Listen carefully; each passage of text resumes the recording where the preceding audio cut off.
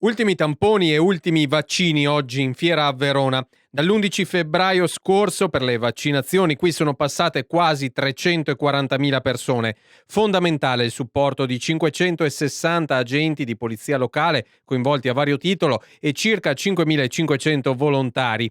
Ora l'attività di vaccinazione continua alla caserma Duca di Montorio e negli altri centri e farmacie della provincia. L'impegno è costante, come sottolinea il direttore generale dell'ULSS 9 Scaligera, Pietro Girardi. Covid non ci ha impattato solo dal punto di vista sanitario, ma penso che abbia scosso e tuttora stia inquietando gli animi di tante persone. Pensate solo al conflitto che adesso conflitto è una parola particolare, però insomma che si sta creando tra vaccinati e non vaccinati e così via. Quindi la malattia in realtà ci sta invadendo a 360 gradi. Questo è stato una delle tante cose che in qualche modo ha dato sicurezza alla gente ed è un aspetto che sì, mi è piaciuto sottolinearlo. Avete sentito prima che addirittura ci sono stati qua delle consulenze quasi psicologiche, di conforto alle persone. Ecco, è una cosa che stiamo facendo anche al telefono, l'abbiamo fatta ai nostri operatori, va fatta alle persone perché ormai sono un anno e mezzo che stiamo mangiando pane e Covid e penso che questo stia cambiando gli equilibri delle persone. Noi stessi dal punto di vista anche professionale abbiamo sempre quasi paura che il telefono squilli perché sta arrivando una brutta notizia, insomma, ecco. Quindi è vero, Covid ci ha cambiato la vita. Un bilancio positivo, afferma il direttore amministrativo dell'azienda ospedaliera di Verona, Roberto Sembeni. Di qua sono transitate tantissime persone, stiamo parlando di circa 338.000 vaccinati, quindi un numero importante. E la macchina organizzativa ha funzionato anche, devo dire, bene.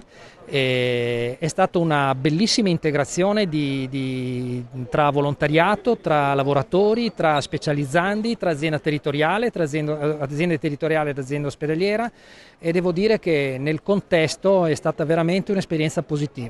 Dove negli ultimi mesi si vaccinava, ora tornano le manifestazioni fieristiche. Finalmente, ha detto con una battuta il sindaco di Verona, Federico Sboarina. La fiera è stata utile e indispensabile in questi mesi, si è fatto un gioco di squadra incredibile tra il comune, le istituzioni, l'azienda, la US 9, l'azienda ospedaliera LUS 9. Ma ho detto finalmente perché significa che qui tornerà quello che deve starci, cioè le manifestazioni fieristiche. L'abbiamo utilizzata perché purtroppo tutto quello era finito, era fermo.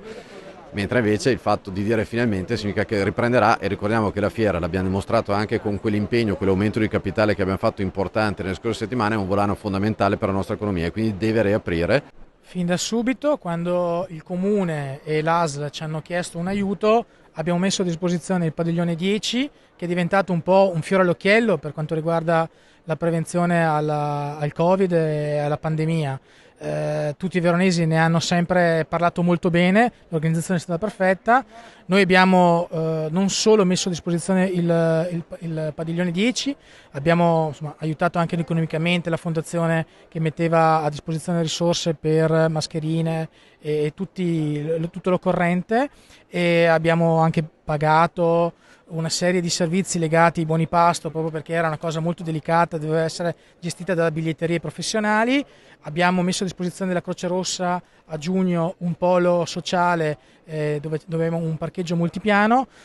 Abbiamo voluto dare una mano, essere presenti anche in un momento difficile per noi, ma sapendo che adesso si riparte e la fiera tornerà ad essere un moltiplicatore non solo di azioni sociali come ha fatto in questo anno e mezzo, ma anche di economia per il proprio territorio.